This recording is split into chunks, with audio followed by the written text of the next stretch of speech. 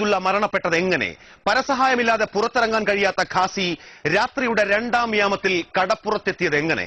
Mangalapuram ഖാസിയും Kasaragod Chembarika ഖാസിയുമായ CM Abdulla മൗലവിയുടെ ദുരൂഹ മരണം ഉത്തരമില്ലാത്തൊരു ചോദ്യമായി ഇപ്പോഴും ശേഷിക്കുന്നു.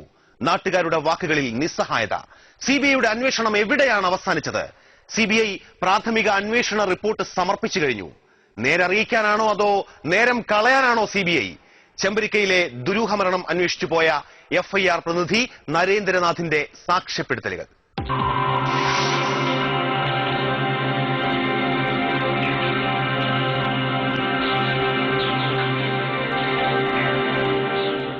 ഈ കൊല്ലം ഫെബ്രുവരി 15-നാണ് കാസർഗോഡിനടുത്ത് ചെമ്പരിക്കയിൽ മംഗലാപുരം ഖാസിയായ CM അബ്ദുള്ള മൗലവിയെ മരിച്ച നിലയിൽ കണ്ടെത്തിയത്.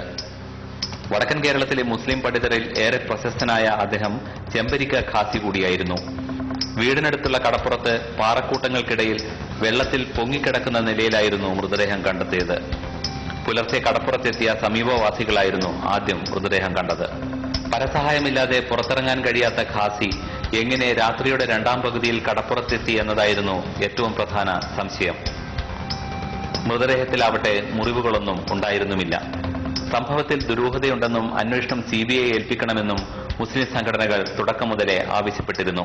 ഞങ്ങൾ ആവർത്തിച്ച് പറഞ്ഞു ഇതൊരു കൊലപാതകമാണ് എന്ന് പറഞ്ഞിട്ടും ഒരു പോലീസ് ഉദ്യോഗസ്ഥന്മാരും അത് അംഗീകരിക്കാൻ തയ്യാറായില്ല.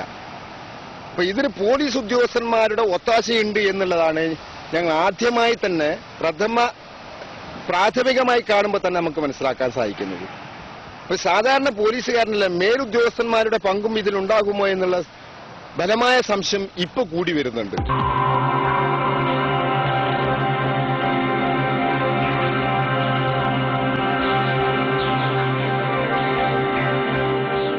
പോസ്റ്റ്മോർട്ടം റിപ്പോർട്ട് വളരെ വൈകിയാണ് ഇവിടെ ലഭിച്ചത്.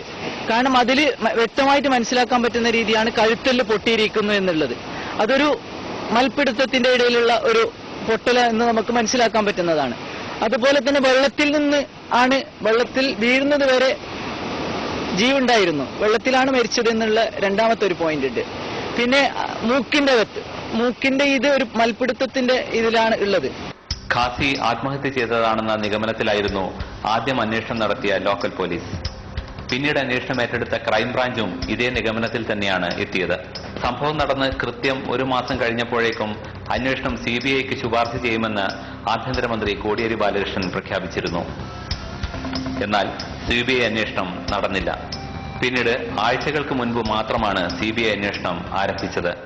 ഒരു അധോലോക ഗുണ്ടയായ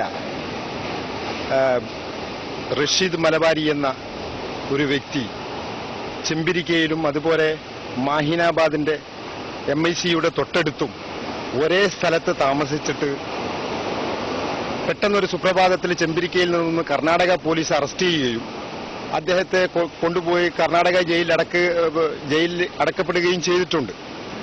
ആ വിവരം നേരത്തെ ഞങ്ങൾ പോലീസ് ഉദ്യോഗസ്ഥന്മാരോടും മറ്റൊക്കെ വളരെ വിശദമായി പറഞ്ഞതാണ്. പക്ഷെ അന്ന് കർണാടക ഉദ്യോഗസ്ഥന്മാരെ അദ്ദേഹത്തെ മൊഴി രേഖപ്പെടുത്തിയിരുന്നു. എന്തിനാണ് ചെമ്പിരിക്കയിൽ വന്നത് എന്ന് ചോദിച്ചപ്പോൾ ചെമ്പിരിക്കയിൽ കാസർഗോഡ് ഒരു VIP വധിക്കാനും കാസർഗോഡ് ഒരു കമ്മ്യൂണൽ ഉണ്ടാക്കാനാണ് എന്റെ ലക്ഷ്യം എന്ന് അന്നത്തെ എല്ലാ പത്രമാധ്യമങ്ങളും എഴുതിയതാണ്. ആ പത്രക്കോപ്പികൾ ഇന്നും എന്റെ കയ്യിൽ സൂക്ഷിച്ചിട്ടുണ്ട്.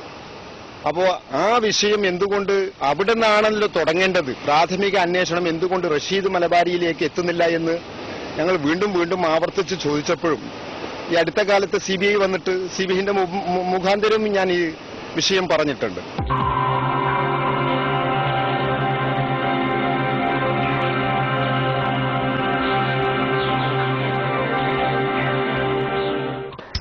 വയസ്സുകാരനും പലവിധ രോഗങ്ങൾ അലട്ടിയിരുന്നതുമായ ഖാസി കടപ്പുറത്തുപോയി ആത്മഹത്യ ചെയ്തു എന്ന് പറഞ്ഞ അന്വേഷണ സംഘത്തിന്റെ കണ്ടെത്തൽ CBI തിരുത്തുമോ എന്നറിയാനുള്ള ആകാംക്ഷയിലാണ് മുസ്ലിം സംഘടനകളും ചെമ്പരിക്ക നിവാസികളും. ഏഷ്യാനെറ്റ് ന്യൂസ്, കാസർഗോഡ്. വെടിയുണ്ടകളാൽ കേരളത്തെ വിറപ്പിച്ച